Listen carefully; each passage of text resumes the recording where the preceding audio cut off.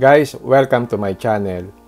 Today, tinanggal ko yung aking mugs na size 19. Ibinalik ko itong stock. Why? Because I'm going to paint it with silver color. Kaya ipinalit ko muna itong stock. Kasi kakarga ko ito dito sa aking Montero para madala ko dun sa paint shop. So halika, samahan nyo ako.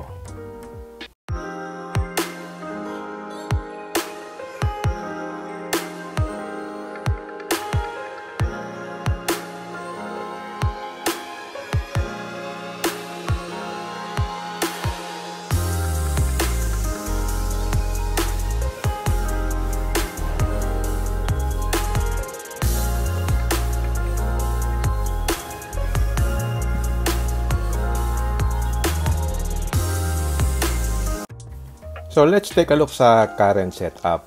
Maganda rin siya. Pero parang mas gusto kong palitawin yung ganda ng mugs. This one is a very sporty look. What I'd like to do is have it painted with silver color para lumabas yung ganda niya at saka parang magkaroon siya ng parang Euro look. Kaya tara. Okay, now I have removed the 19-inch mugs, no?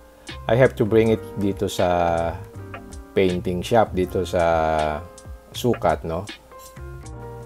And then pagkatapos babalik ako doon, pero ang dadalhin ko na yung Mazda para diretso na yung pagkabit niya.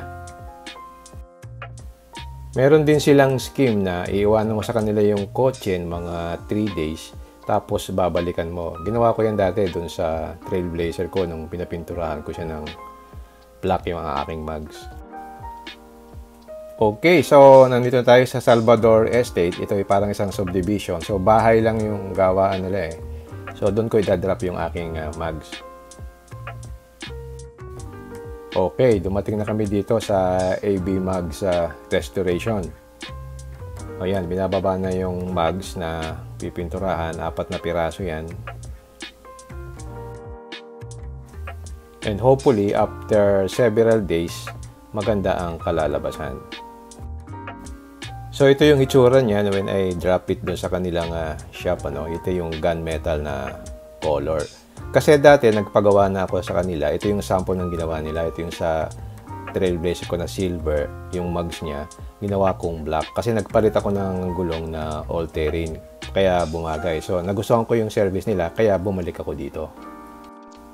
Okay, pabalik na ako and then I'll go back to them mga after 1 week. Kasi normally 3 days lang talaga yan. Pero sabi ko sa kanila, wag silang magmadali kasi may trabaho naman ako. So babalikan ko yan sa next weekend. So papadala na lang niya sa akin yung mga shots nung upgrade. Katulad niya, no?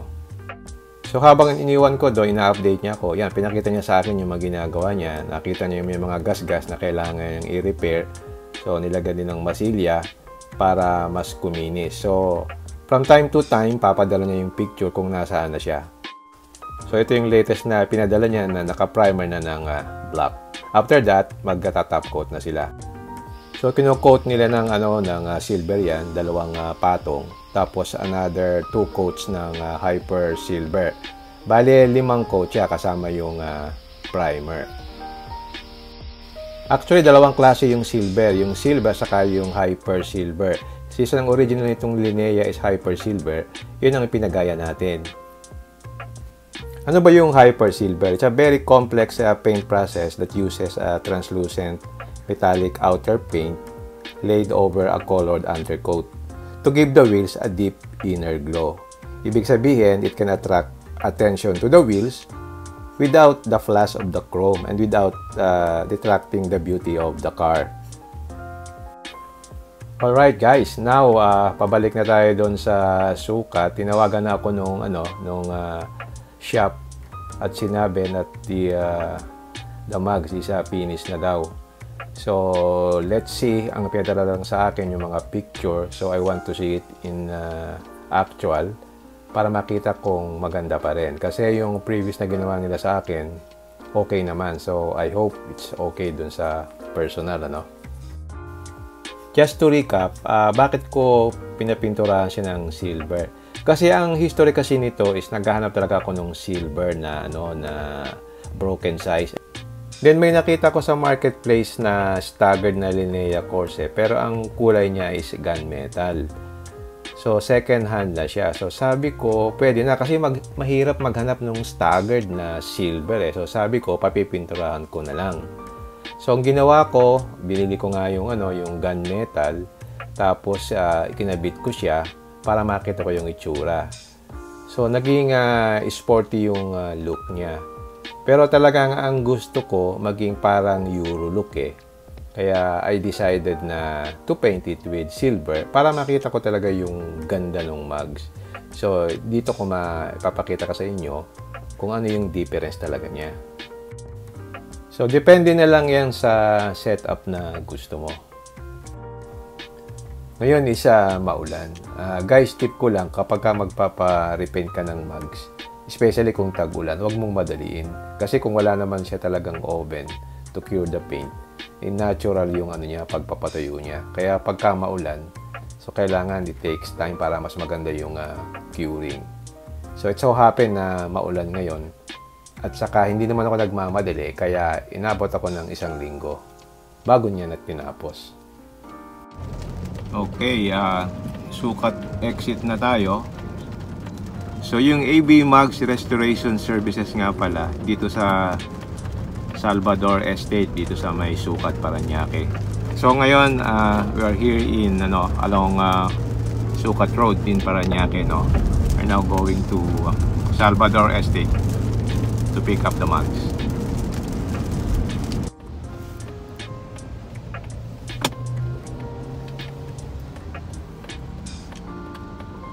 Alright, malapit na kami.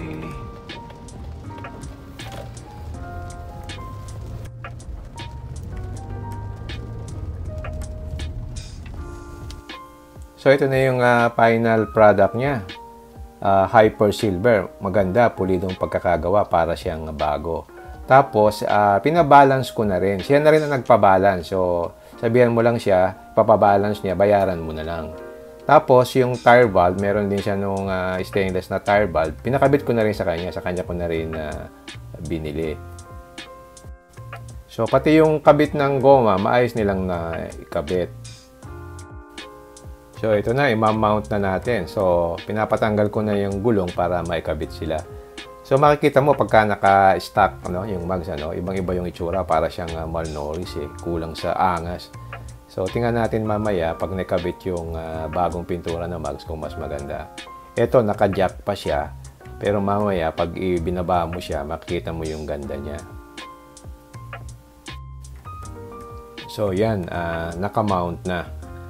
So make sure lang na maigpit ang pagkakakabit, kasi may experience ako dati dun sa Terra ko, nung pinakabit ko, hindi pala naigpitan nung nagkabit. Muntik nang matanggal yung gulong, kaya careful talaga ako dyan. Now let's talk about yung space nitong Mazda 3. Since hatchback siya, so yan, naikakarga ko yung yung old mugs ko, ng stock mugs ko. Kasyang-kasya yung 4 kasi na ibababa mo yung upuan. So yun ang advantage ng hatchback.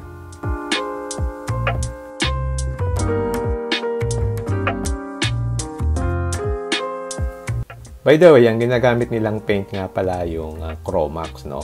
And then, minsan yung Ansal polyurethane paint. Then, ginagamit din sila nung Naso. So, depende sa kung ano yung kulay na gusto mo.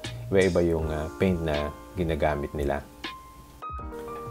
Ito nga pala yung contact number ng AB Mugs Restoration. Yan, tawagan nyo na lang. So, marami silang services, pwede silang mag-repaint, ni-restore nila kahit may crack na yung wheels, kaya nilang gawin, binibuild up nila yan, nire-repair niya kahit naka-bengkong yan.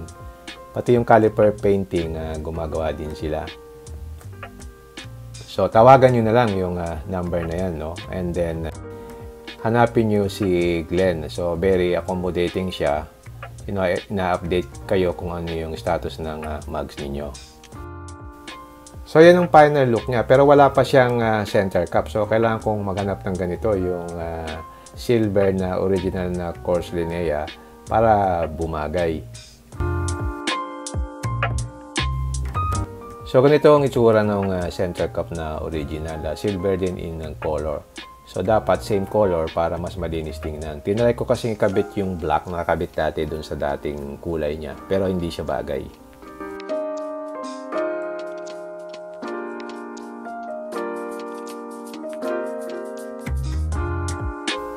So, ayan. Yun na yung final look niya. Let's see from the front, no? So, for me, yung colored na silver, bumagay siya. Kasi parang nag-stand out yung design, no? Makikita mo yung design ng Corse Linnea, parang lumitaw siya. And then parang nagmukhang malaki din yung car, no? Kasi because it's light color. Kasi dati nung naka gunmetal siya, it's dark. So dito, para sa tingin ko, for me, mas maganda siya talaga. Mas masarap siya sa mata. It looks very clean. So, yan talaga ang look na gusto kong palabasin, which I think I achieved with this color.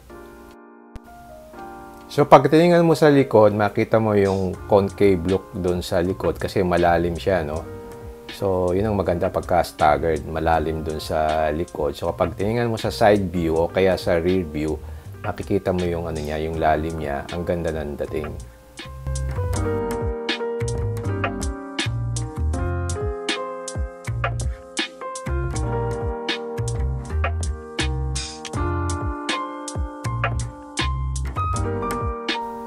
So, gumawa ako ng video clips para makita nyo habang tumatakbo at umiikot yung mugs kung ano yung itsura.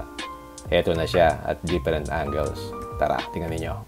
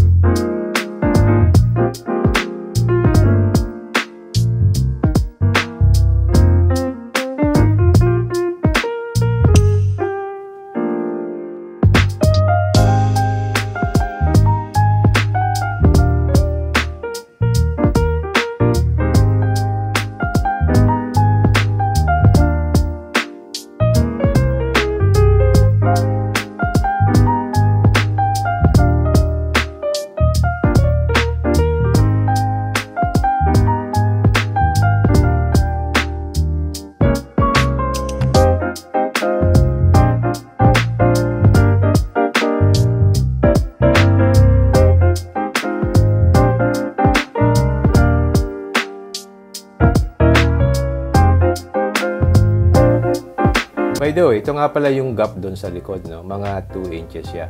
So, okay na rin yan. Para ka na rin naka-lowered. Ayaw ko naman siyang i-lower kasi gusto ko siyang magamit siya o maging useful siya sa akin. For a stock height, okay na yung tindig niya for me. Alright! If you like this video, don't forget to like, share, and subscribe.